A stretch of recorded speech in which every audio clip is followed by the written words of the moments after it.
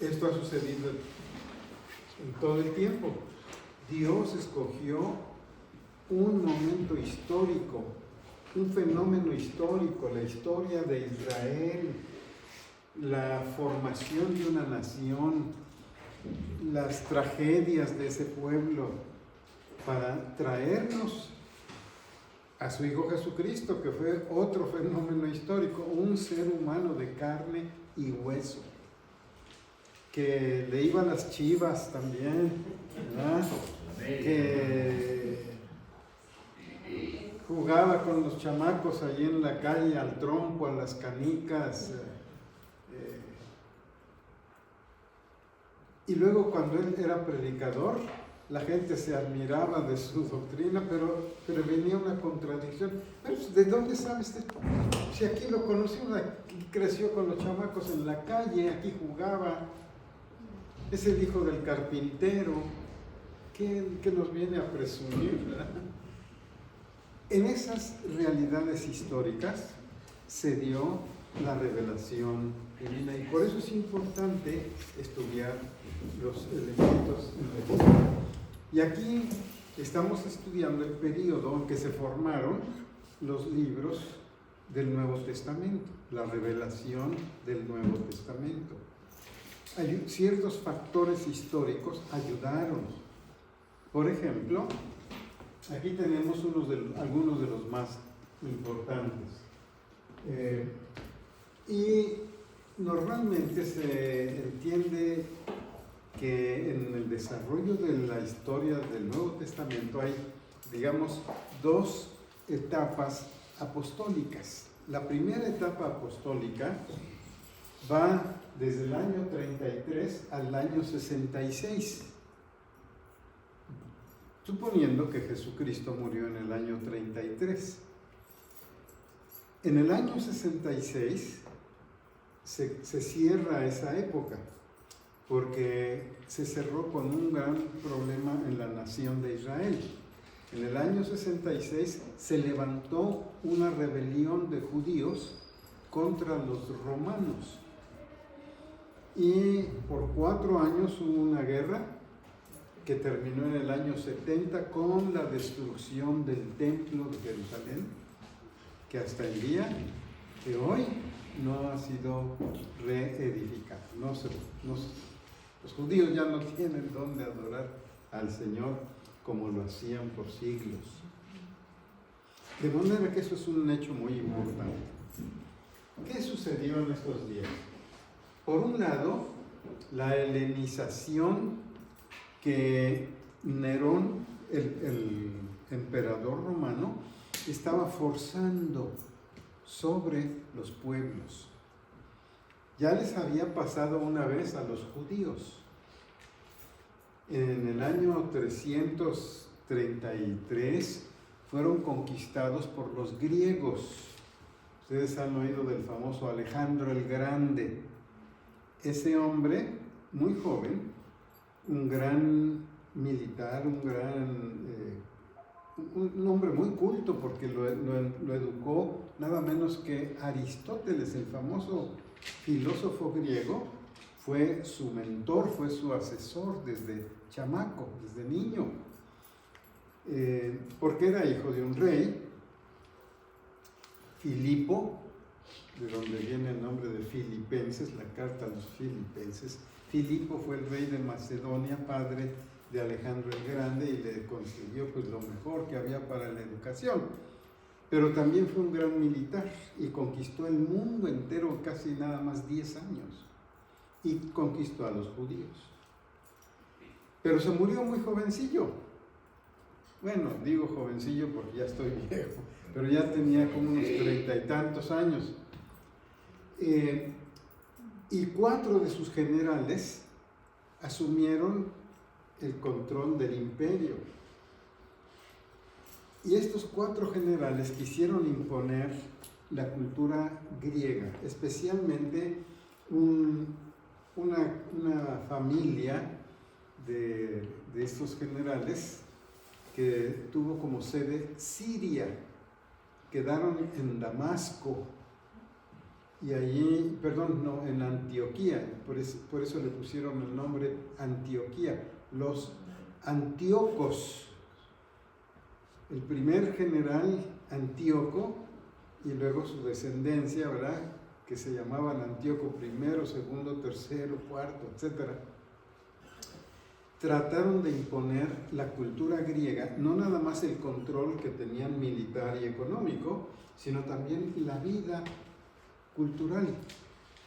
Y querían obligar a los judíos a hacer lo que hacían los paganos, adorar a los dioses paganos, adorar al emperador y a los dioses griegos. Pusieron imágenes de Júpiter, de Zeus. Júpiter es la versión romana de Zeus. Zeus es el dios griego principal. Y quisieron introducir imágenes de Zeus en el templo de Jerusalén. Y entonces, pues, vino una revolución de los judíos. ¿Ustedes han oído hablar de los macabeos? Sí. Bueno, un grupo de sacerdotes, un sacerdote judío y sus hijos se rebelaron, se armaron al pueblo y lograron unos 100 años más o menos de cierta libertad del dominio griego. Pero, por ejemplo, los griegos querían que los judíos aprendieran a vestirse como los judíos, se pusieron nombres judíos. Los hijos del sacerdote todos tenían nombres judíos. Uno se llamaba Alejandro, como el emperador, y Hircanos, y muchos otros tenían nombres griegos y se vestían como griegos y la gente se molestaba. Pero no solamente eso, los griegos, por ejemplo, tenían una famosa organización que era parte de la cultura y de la educación griega. Era lo que se llama el gimnasio. Y todo el mundo iba al gimnasio a hacer deporte. ¿Pero qué quiere decir gimnasio? ¿Ustedes saben de dónde viene la palabra gimnasio? Gimnos quiere decir desnudo. El deporte se practicaba al desnudo. Y eso era abominable para los judíos, pues les obligaron a hacer su gimnasio para que fueran a practicar el deporte desnudos. Y los judíos, pues no, eso les molestaba. Y muchos se negaban, pero algunos, ¿cómo no? Seguían la cultura. Se adaptaron porque les convenía, entre ellos los sacerdotes, por mantenerse en el poder y los privilegios económicos, condescendieron y se prostituyó la vida de Israel. Y se levantaron grupos que hoy conocemos como los fariseos, otros que se llamaron los esenios y otros que se llamaban los asideos o hasidim, grupos en contra de esa helenización, esa imposición griega, y se hizo una guerra, la guerra de los macabeos. Bueno, esto sucedió, 200 años antes de Cristo.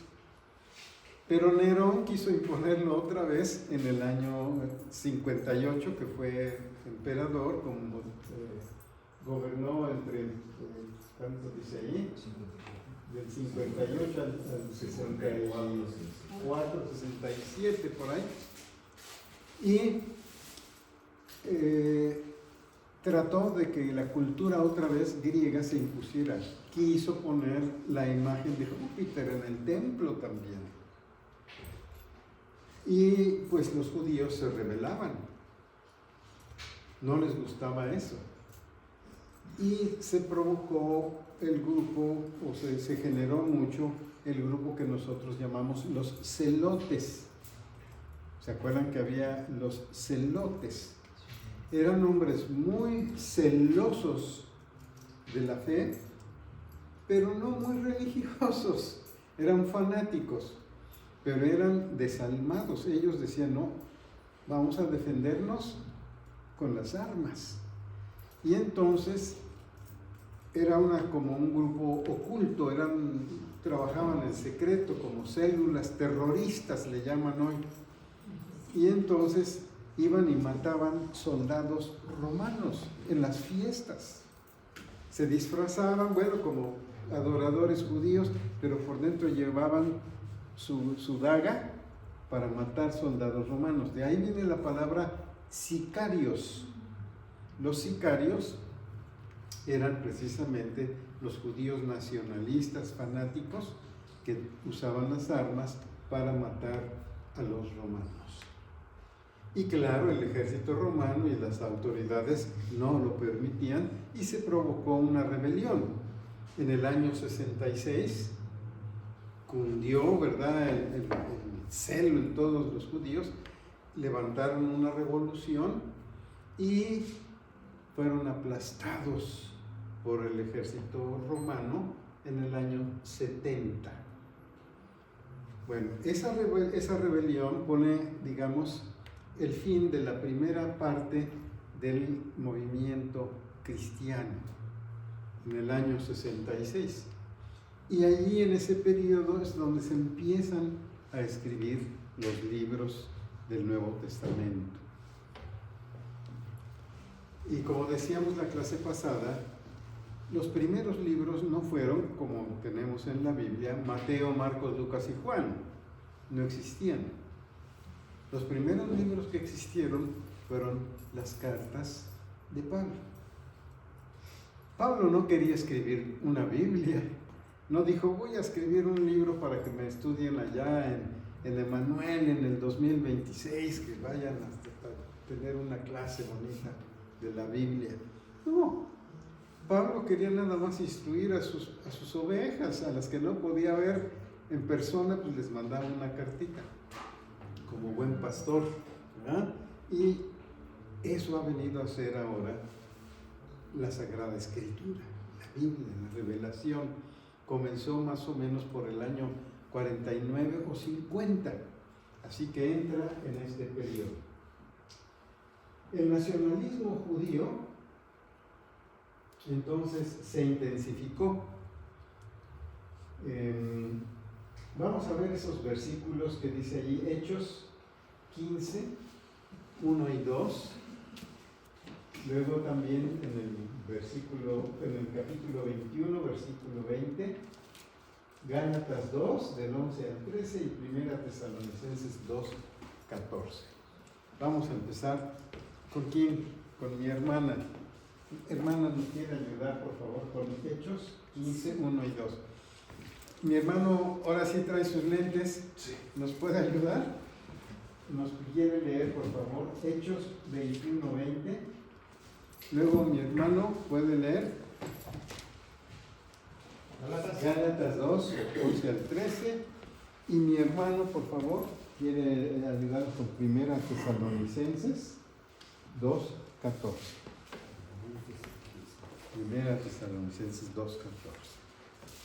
Allí la Biblia no habla claramente de estas cosas, pero están en el trasfondo. Vamos a ver estos pasajes. Comenzamos con Hechos 15, 1 y 2. Entonces, algunos que venían de Judea enseñaban a los hermanos, si no es circuncidados conforme al rito de Moisés, no poder ser salvos.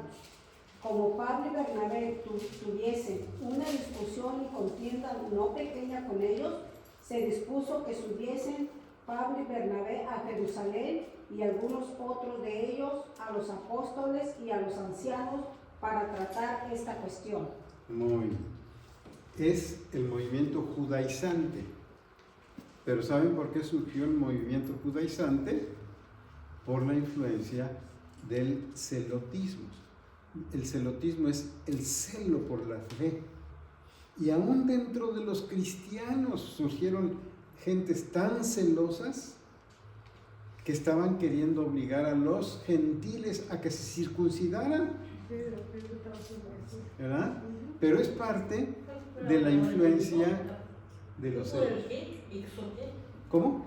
una palabra que dijo que no entendí, el éxodo, empezó por el éxodo. Celotismo, el celote. Yo oí exodotismo, por eso me Sí. confundí la palabra. Celotes. Los celotes, este grupo fanático criminal, ¿no? Pero influyeron hasta los cristianos. Había cristianos que en el celotismo era tanto su celo que querían imponer aún sobre los gentiles la circuncisión para contrarrestar la tendencia helenizante que había impuesto el emperador. Muy bien.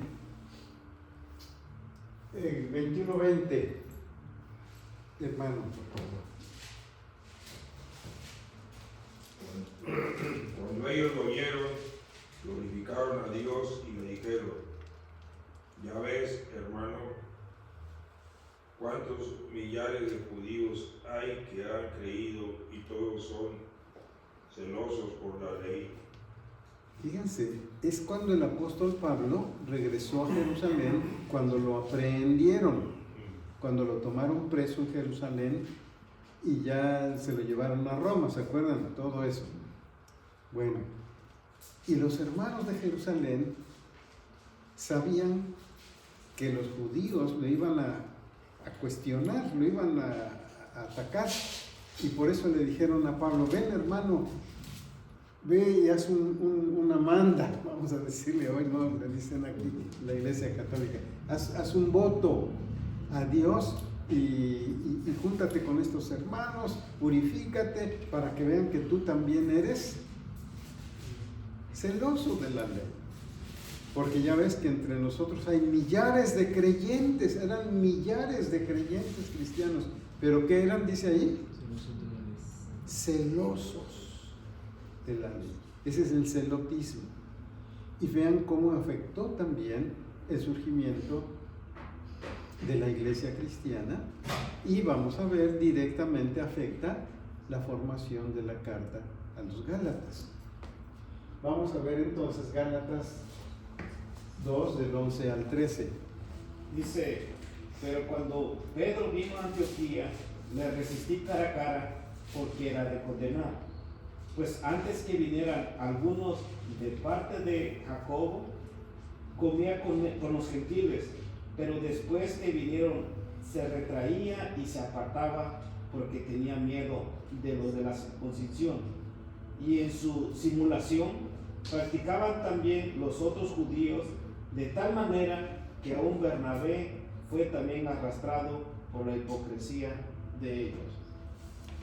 Fíjense hasta dónde llegó el celotismo.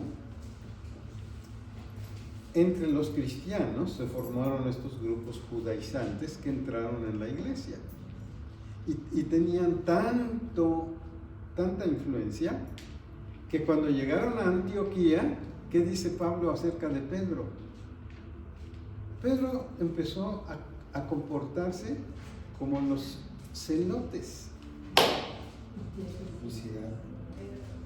y ya no se juntaba con los gentiles a la hora de comer. Ya no quería comer con los hermanos, porque los que habían venido de parte de Jacobo, que era digamos el jefe de la iglesia de Jerusalén, ya Pedro no quiso hacer lo que hizo allá con Cornelio, ¿se acuerdan? Que fue a la casa de Cornelio y entró con los gentiles y convivió con ellos, y ahí lo convenció Dios que no debería de hacer discriminación, ¿verdad?, de personas.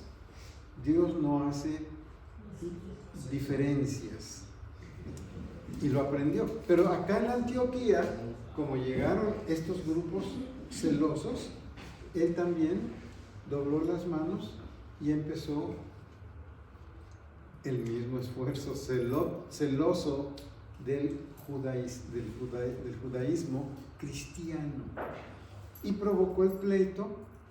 Ahí Pablo lo puso como campeón delante de la gente, al Pedro mismo, que era el famoso apóstol, importantísimo. Pablo lo exhibió y dice que era de condenar, porque hasta Bernabé cayó en ese engaño. Era grave lo que estaba sucediendo por la influencia de las fuerzas culturales históricas que hay en el mundo. Y el último pasaje es primera a los Tesalonicenses 2:14, hermano. Ok, dice, porque vosotros, hermanos, venisteis a ser imitadores de las iglesias de Dios en Cristo Jesús, que está en Judea, pues habéis padecido de los de vuestra propia nación, las mismas cosas que ellas padecieron de los judíos. Fíjense hasta dónde se había esparcido ya esta tendencia agresiva del judaísmo. Hasta Tesalónica, la cuna de la cultura griega. Es la zona de Tesalónica, la iglesia de Tesalonicenses es la iglesia de Tesalónica, donde gobernaba este señor que dijimos, Filipo, el padre de Alejandro el Grande. Entonces, en esa región, los cristianos padecieron de conversos cristianos celosos que persiguieron a otros cristianos. A ese grado llegó la fuerza del celotismo en Israel, que afectó también entonces a las iglesias en el mundo entero. En el año 62, aquí nos damos cuenta que Jacobo o Santiago, el hermano de Jesús, llegó a ser un gran líder en la iglesia de Jerusalén. Cuando Pedro se tuvo que huir porque lo querían matar, ¿se acuerdan que lo metieron a la cárcel? Lo sacó un ángel y después tuvo que huir. Y Santiago ocupó la dirección de la iglesia de Jerusalén. Santiago, el hermano de Jesús, tenía mucho prestigio, pero era muy celoso de las cuestiones religiosas judías. Aunque era cristiano, ya se había convertido, pero quería que el cristianismo fuera también muy respetado por los judíos. Y los judíos lo querían mucho. Pero el celotismo fue tan duro que aún a él le tocó la mano dura. Y en el año 62, el mismo Sanedrín lo mandó matar. El segundo Jacobo que mataban, ¿verdad? El primero lo mató Herodes, Hechos capítulo 12. Y luego en el año 62 al otro Jacobo, a Jacobo el hermano de Jesús, también lo mataron. De modo que la situación era muy peligrosa para los cristianos en ese tiempo. En el año 64 aconteció otra gran cosa en Roma. Es el famoso incendio de Roma. La ciudad fue arrasada por un incendio que no se pudo controlar. El incendio se le achaca a Nerón. Dicen que fue Nerón el que lo mandó quemar ciertos lugares porque afeaban la vista desde su palacio, las terrazas, los patios, los jardines de su palacio, veían hacia esos barrios pobres y feos de Roma, horribles, la mugre, la falta de higiene, la pobreza era enorme.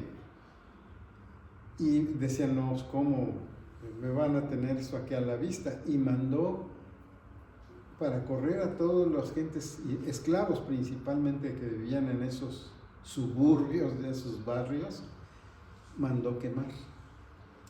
Y no pudieron controlar, el incendio se extendió por toda Roma y para salvar su prestigio le echó la culpa a los cristianos. porque los cristianos eran incendiarios, según ellos. ¿Por qué predicaban los cristianos?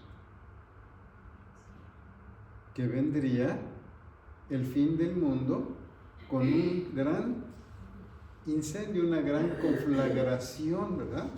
Y finalmente vendría el juicio final y el juicio del infierno. Y como los cristianos hablaban del infierno de fuego, los acusaron de haber incendiado Roma y los persiguieron. Y entonces todos estos acontecimientos van a afectar la vida de los cristianos, por la cual era necesario un mensaje que los apóstoles iban a dar. Vamos a ver este pasaje. Hermano, ¿nos puedes leer Primera de Pedro 2, del 13 al 17? Lo vamos a leer después cuando entremos en Primera de Pedro, pero fíjense. Primera de Pedro 2, del 13 al 17, dice así: Por causa del Señor, someteos a toda institución humana, ya sea al rey como a superior, ya a los gobernadores como por él enviados para castigo de los malhechores y alabanza de los que hacen bien. Porque esta es la voluntad de Dios, que haciendo bien hagáis callar la ignorancia de los hombres insensatos, como libres, pero no como los que tienen la libertad como pretexto para hacer lo malo, sino como siervos de Dios. Honrad a todos, amad a los hermanos, temed a Dios, honrad al Rey. Amén. Muy bien, gracias. Fíjense las recomendaciones de Pedro. Obedezcan, honren al emperador, el rey. Los cristianos, está recomendando Pedro, que se distancien del movimiento celotista, del celotismo, de los celotes, que se vuelvan obedientes para callar las acusaciones de los paganos que acusaban a los cristianos de ser revolucionarios, que estaban en contra del emperador, en contra del César. Por eso les dice: honrad a todos los gobernantes, sométanse y obedezcan, honren al rey. Ya no quieren pasar por revolucionarios celotes, porque eso peligraba, los hacía peligrar. Dice: si alguno va a sufrir, que no sufra por andarse metiendo en negocios que no son buenos, ¿verdad? Pero si sufre como cristiano, aguántese. Así nos toca sufrir, pero no por ser malvados, sino por ser fieles a Cristo Jesús. Muy bien, entonces veamos cómo están metidos esos problemas. Finalmente,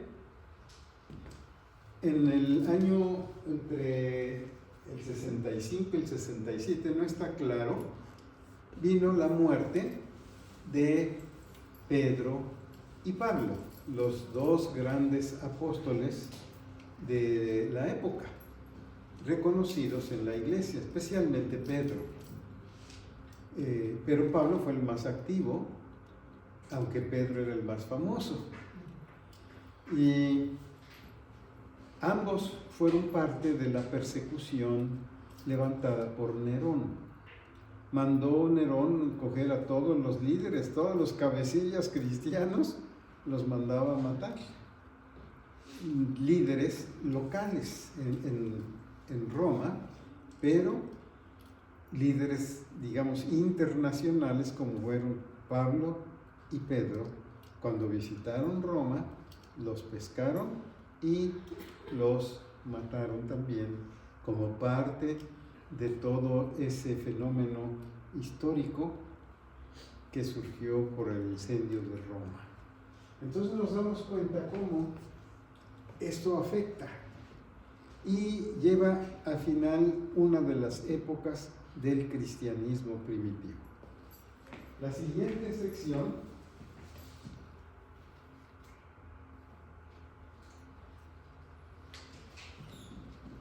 El siguiente periodo cristiano abarca desde esa época, del año 66 al año 96. Es el fin del siglo, del primer siglo. Es la segunda parte del cristianismo apostólico. Entonces, ya definimos la primera sublevación judía, que fue en el 66 al 70. Y termina con la muerte de Domiciano. Domiciano fue otro emperador que murió en el año 96. Domiciano es el emperador que persigue más a los cristianos y fue el emperador que expulsó al apóstol Juan y lo mandó a la isla de Patmos, ¿verdad? Por causa del cristianismo. Era perseguidor de la iglesia. Y todo el libro de Apocalipsis está dirigido a cristianos perseguidos por el imperio romano, la bestia, como le llama el Apocalipsis, ¿verdad? Dirigida por el dragón, por Satanás. Es una obra diabólica dirigida contra el cristianismo y contra Jesucristo. Pero murió en el año 96. Y para ese tiempo también muere el apóstol Juan, el último que quedaba, el viejito ya, muy anciano, el único de los apóstoles que quedaba, que murió más o menos, como vemos ahí, entre el año 99 y el año 103. Recuerden que aquí 5 o 10 años no es gran error, porque no se sabe con exactitud y se dan varias posibilidades de fechas para la muerte de los cristianos. Durante ese tiempo pasó otro fenómeno en la historia del cristianismo. Los cristianos, ¿se acuerdan que dice la Escritura? Los primeros relatos cristianos del libro de los Hechos. ¿Cuál es el primero de ellos? Tan pronto como acabó la narración del Pentecostés, en Hechos capítulo 3, ¿qué se nos narra? Pedro y Juan subían al templo, subían juntos a la oración en el templo. Los cristianos se siguieron reuniendo como judíos en el templo por años. Dice la Escritura, el libro de los Hechos, que se reunían en el pórtico de Salomón y todo el mundo lo sabía. Allí era su lugar de concentración y cultivaban todas las costumbres judías. Cuando Pablo, como leímos hace rato ya en Hechos 18, regresó a Jerusalén después de su último viaje misionero, llegó a cumplir un voto para que vieran que él también era uno que guardaba las costumbres judías.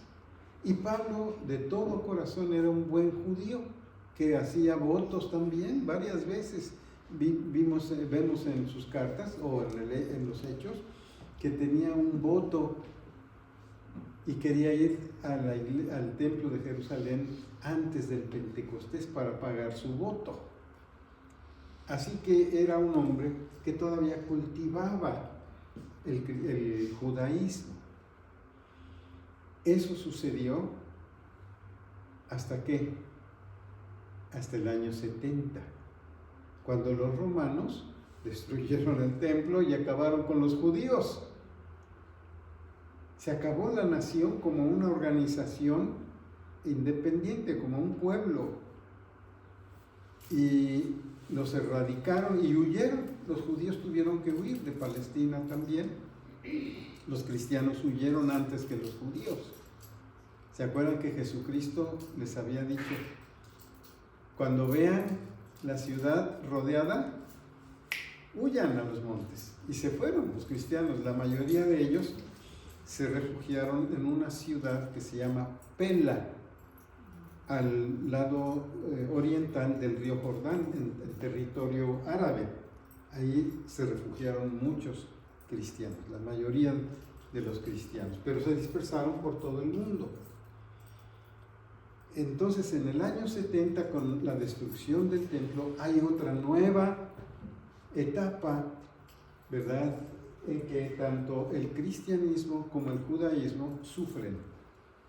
Pero esto terminó con la idea universal, es decir, en todo el mundo se creía que los cristianos eran como un grupo de los judíos.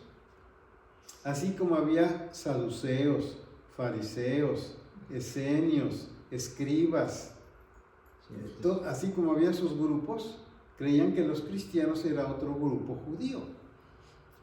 Ahora bien, los judíos tenían permiso de ejercer su religión sin presiones del gobierno. Todo el mundo era obligado a rendir honores al César y a los dioses romanos para que pudiera vivir y trabajar y servir en el imperio romano.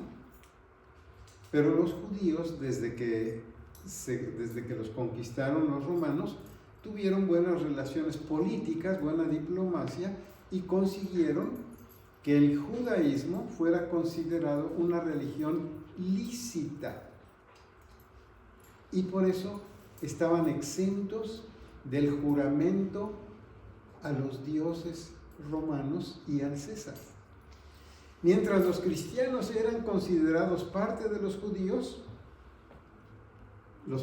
no los tocaban. Pero a partir de los años 60, pero sobre todo después del 70, ya el cristianismo se quedó separado completamente de los judíos y entonces lo consideraban religión ilícita.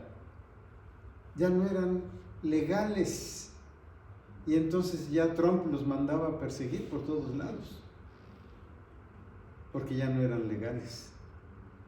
Y vino entonces una segunda ola de persecución porque cualquiera que fuera cristiano ya estaba bajo peligro de ser aprehendido o sufrir otros muchos rechazos y problemas, ¿verdad? Aquí los cristianos, los hispanos no podemos tener acceso al servicio social y cosas por el estilo, ¿verdad? Servicios públicos, aunque obligados a pagar impuestos, no nos dan derechos. Era lo mismo para los cristianos en el primer siglo, en ese tiempo, por ser religión ilícita. Entonces Nerón, buenos días hermano, Nerón mandó a su general Vespasiano a destruir la ciudad de Jerusalén. Vespasiano empezó el sitio y la guerra y la terminó su hijo llamado Tito. Tito fue el general romano que acabó con la ciudad, destruyó el templo. Después Vespasiano llegó a ser emperador y su hijo Tito también llegó a ser emperador después de que él murió. Así que vemos que la vida de los cristianos está ligada a los problemas de lo que está pasando con el imperio romano. Los judíos son dispersados y los cristianos. Y durante el tiempo de Vespasiano y Tito, aunque eran muy fuertes, nunca fueron perseguidores del cristianismo. Pero cuando murió Tito y subió Domiciano en el año 81, Domiciano sí se dedicó a perseguir cristianos. Y como yo decía, fue el emperador del tiempo en que se escribió el libro del Apocalipsis, que es el que cierra el periodo de formación de los libros cristianos. Entonces, los libros cristianos están ligados a los desarrollos históricos, fíjense, y por eso hay que entender lo que está sucediendo para ver lo que enseñan las escrituras.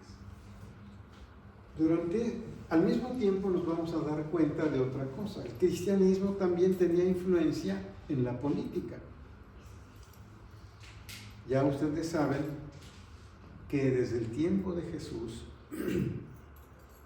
se nos habla de un centurión romano que había construido la sinagoga de Capernaum, la ciudad donde se concentró Jesús, fue el centro, el cuartel general de Jesús durante su ministerio, Capernaum. Y allí un romano, el jefe militar que vivió allí, era un hombre temeroso de Dios y le construyó una sinagoga a los judíos. ¿Se acuerdan que Jesús sanó a la familia de este, al siervo de este general, no, de este centurión, capitán? Bueno, luego, en la crucifixión de Jesús, ¿quién es el primero en confesar que Jesús era el Hijo de Dios? Un centurión, el que dirigía la ejecución de Jesús, termina diciendo: verdaderamente este era Hijo de Dios. Un romano, pagano, extranjero, cree en Jesucristo. El libro de los Hechos narra cómo los judíos persiguen a los cristianos, pero cómo los cristianos son protegidos por las autoridades romanas. El mismo Pablo lo protegen las autoridades romanas por ser ciudadano romano. Se los arranca a los judíos que ya lo iban a matar, lo iban a linchar, y el centurión llega y lo protege, y cuando hay complots para matarlo, lo manda de Jerusalén a Cesarea, y luego que lo van a acusar en Cesarea, él apela a Roma y se va para Roma, protegido por los romanos. Bueno, entonces el cristianismo también tiene una influencia a su vez sobre el mundo pagano. Y aquí tienen ustedes dos personajes que tienen influencia en el mundo pagano. Aquí se habla de este personaje Clemente y Domitila. No los conocemos por la Biblia, pero Domitila era como, ¿qué diríamos?,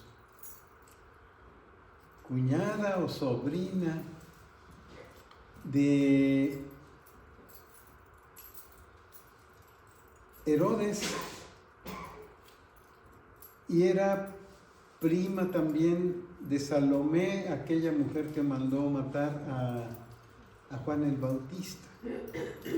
Esta mujer se convirtió al cristianismo y tenía un puesto muy alto. Su esposo Clemente era un cónsul en el gobierno romano, y ambos eran cristianos y se opusieron al emperador. Durante este tiempo hubo un complot de todos los cónsules romanos, los senadores romanos, contra Domiciano. Y esta mujer fue parte de la conspiración, Domitila y su esposo como cónsul, para defender a los cristianos. Así que vean el ir y venir, el toma y daca entre el cristianismo y el mundo de los romanos. Y para cerrar esa época viene el último libro de la Biblia, el Apocalipsis, con el apóstol Juan y su muerte. Murió Domiciano, el emperador que expulsó, desterró a Juan y lo mandó a la isla, y al morir parece que regresó entonces Juan a la ciudad de Éfeso. Allí escribió su libro de Apocalipsis, sus cartas también, y la carta que vamos a ver.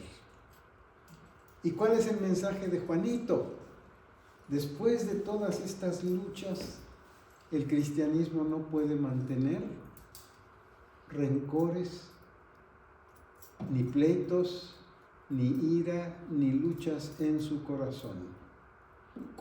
¿Cómo deben vivir los cristianos? En amor, porque Dios es amor. Vean cómo el cristianismo va aprendiendo la fe. Está revelada en la Escritura ya, pero la va entendiendo a la luz de los acontecimientos de la historia. Con eso terminamos la parte de trasfondo. Me voy a pasar estas partes y vamos a entrar directamente al estudio de la carta a los Gálatas. Es muy posible que la carta a los Gálatas haya sido el primer libro que se escribió, el primer libro cristiano. La mayoría de los expertos, de historiadores, creen que fue la primera carta a los tesalonicenses, antes que la carta a los Gálatas. Pero por ahí se van, entre la carta a los Gálatas y la carta primera a tesalonicenses, son los primeros documentos cristianos que se conocen. No había evangelio. El evangelio se anunciaba de voz, pero los apóstoles ya no podían estar presentes y de viva voz a educar a su congregación, y le mandaron cartitas, ¿verdad? Y las cartas llegan a ser entonces los primeros documentos completos cristianos. Había historietas del evangelio, sí, pequeños. Por ejemplo, algunos cristianos habían hecho colecciones de los milagros de Jesús. Otros coleccionaron las parábolas de Jesús. Otros coleccionaban dichos de Jesús, en general, que no eran parábolas. Y así había fragmentos, pero no había una historia bien ligada. Tal vez la única historia que se sabía bien formada fue lo que se llama el relato de la pasión o narrativa de la pasión, donde se cuenta cómo Cristo fue crucificado. Es posiblemente ese fue el primer documento que corrió entre los cristianos, para instrucción, para que supieran por qué mataron a Cristo. Y recuerden esas palabras que sobre todo el apóstol Mateo dice: todo esto aconteció para que se cumpliera la escritura que dice, ¿no? Jesucristo es el cumplimiento de las profecías, y por eso murió. ¿Por qué tenían que decirles a los cristianos? Porque los judíos decían: éjele, miren, lo matamos como un criminal blasfemo y malvado. Es un hombre sin prestigio. Se llevó la muerte peor que le puede pasar a una persona. ¿Qué clase de individuo es? Decían los judíos. Y ustedes andan predicando a ese Jesús. Y decían: sí, pero todo eso que le hicieron ustedes aconteció para que se cumpliese la profecía, porque Él es el Mesías, el Hijo de Dios. Y por eso viene la narración de por qué mataron a Jesús. Y esa es posiblemente el primer documento que corría entre los cristianos para que se instruyeran y pudieran entender la fe cristiana y predicarla en vista de que los judíos malinformaban a Jesús, ¿verdad? Y lo menospreciaban. Bueno, pero documentos completos no se tenían. hasta las primeras cartas del apóstol Pablo. Fue el primero que se le ocurrió por necesidad de su trabajo. No que él quisiera ser escritor y quiero ser famoso y que me conozcan, sino porque veía la necesidad, pero no podía predicar a los hermanos. Les venía el chisme de que allá se estaban cogiendo del chongo los hermanos de Corinto y él no podía ir a verlos, y les manda una cartita y otra cartita, y como 4 cartas a los corintios les tuvo que mandar, de las que solamente tenemos 2, por peleoneros, y no podía ir a verlos. Y después fue y se siguieron peleando, entonces tuvo que mandarles más cartas. En otros casos, como en Tesalónica, los tesalonicenses que dejó, cuando apenas dice la Escritura que estuvo como unos cuantos sábados, 3 sábados en las sinagogas predicando, y tuvo que huir. Y Pablo se quedó preocupado por la iglesia de Tesalónica, ese grupito, y empezaron a perseguirlos. Y como no los podía ir a ver Pablo, les manda la carta de los tesalonicenses, ¿verdad? Ese es un esfuerzo pastoral para alentar y cuidar a su rebaño. Lo mismo pasa con la carta a los Gálatas. Vamos a ver entonces, cuando uno ve una carta,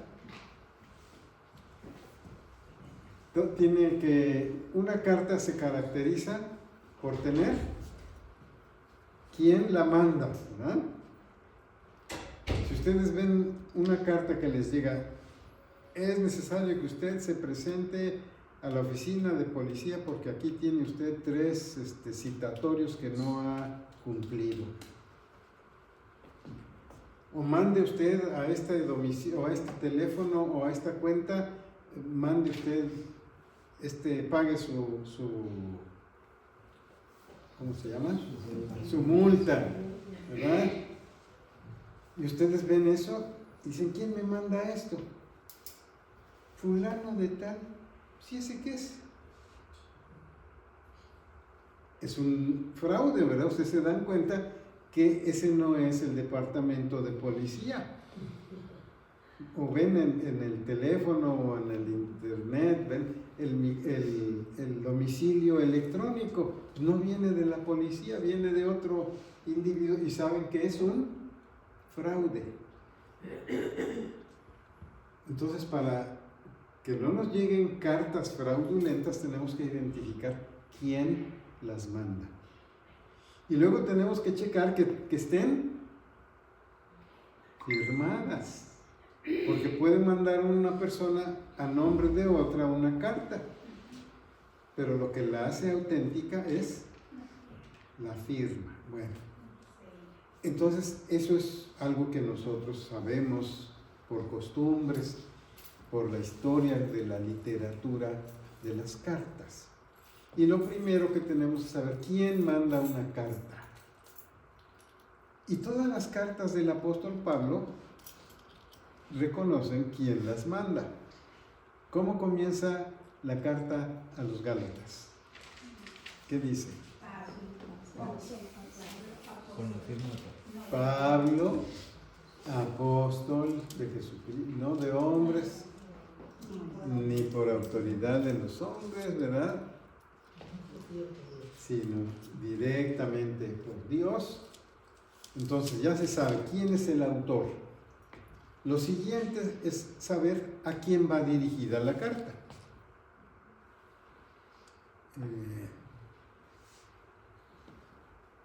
Es importante saber el destinatario de una carta para entender por qué se le manda la carta. Entonces, Pablo dice a quién va dirigida esta carta. ¿A quiénes? A las iglesias de Galacia. Entonces ya también se sabe. Y sabemos que es una carta porque las gentes mandan primeramente que nada.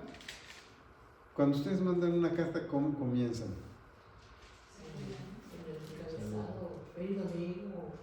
querido amigo, Amado del Señor. amado en el Señor, ¿y qué le dicen? La paz es contigo. La paz de Dios sea contigo.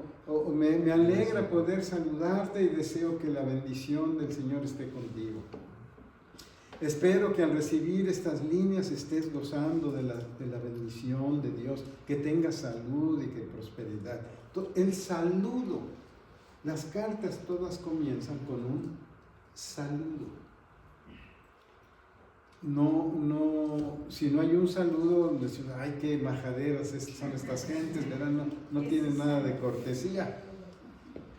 Bueno, en las cartas del tiempo del apóstol Pablo, además del saludo, venía una acción de gracias. Y Pablo también pone una acción de gracias. Doy gracias a mi Dios siempre que me acuerdo de ustedes en todas mis oraciones, rogando por ustedes con todo gozo. Siempre da gracias a Dios. Y si vemos las otras cartas de Pablo, en todas da gracias por los cristianos. ¿Dónde da gracias por los gálatas? ¿Dónde encuentran la gratitud?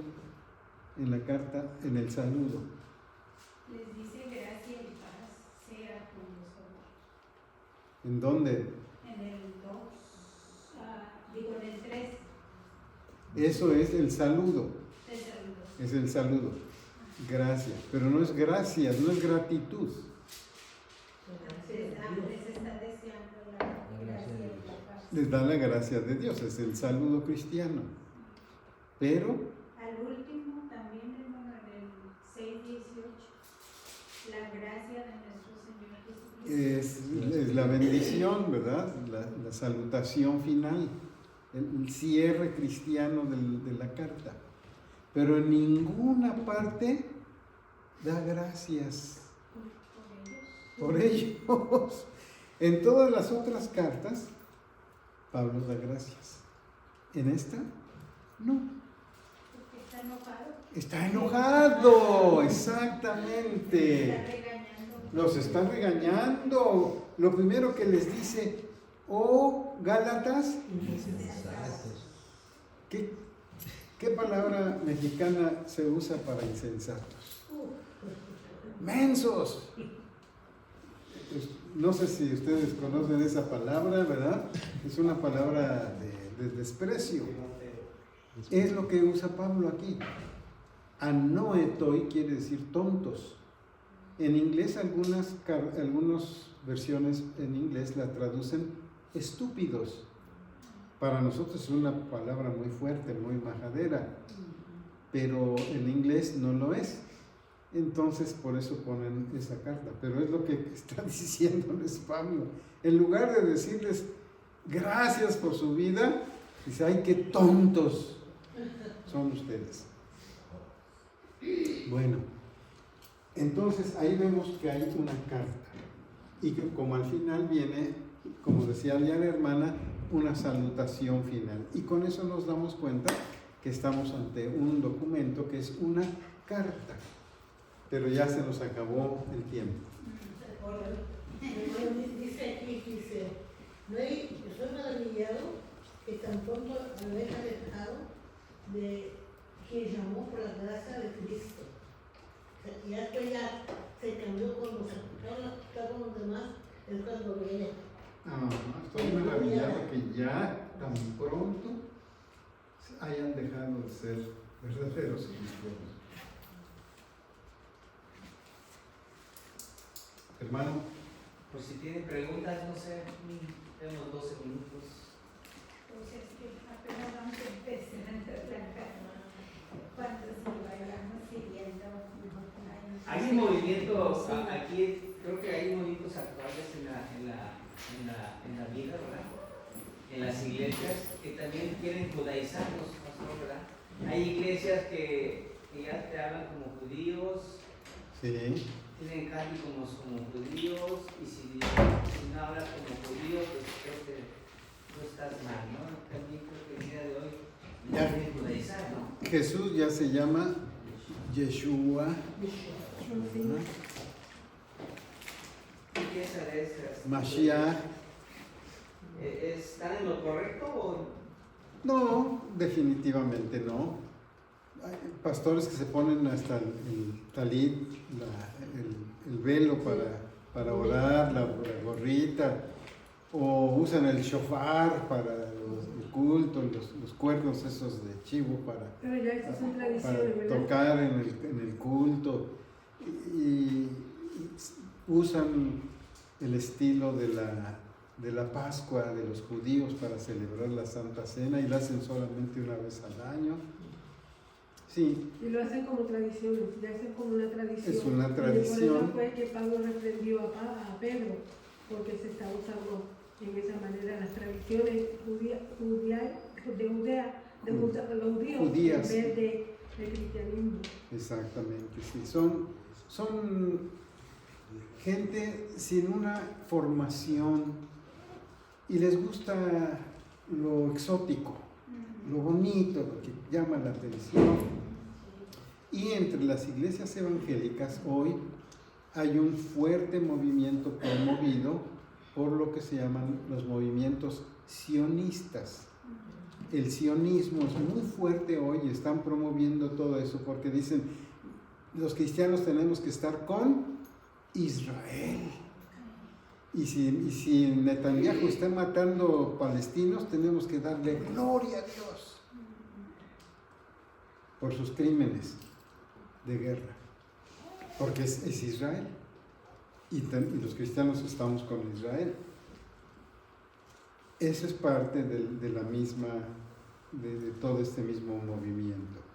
Y está asociado otra vez con los problemas históricos, con la guerra moderna, ¿verdad? Y el propósito que tiene Israel de ser el imperio que domine en el Medio Oriente. Lo que yo entiendo, es una guerra ya desde el principio. Recordemos que Abraham no esperó el tiempo, porque él ya habló dicho que él iba a dar un hijo, ¿no? Entonces Sara ya que decía que, ¿verdad? Tómate la sierva, ¿no? Entonces ahí nació, pero ambos son hijos de Abraham, tanto Ismael como Isaac. Pero Ismael es hijo de la carne, Isaac es hijo de la promesa. Y ahí viene el fuego. Sí, desde entonces viene el pique y no se ha resuelto. Y ¿Sigue? eso hasta que no venga el Señor de Abraham todo el mundo, porque va a seguir, cada quien defiende nuestro padre Abraham. ¿No? Sí. Porque ellos dicen que Jesús, el Mesías, no ha llegado. Muchos son mesiánicos ahora. Hay muchas ideas mesiánicas. Muchos mesiánicos. Hay muchos movimientos. Muchos movimientos.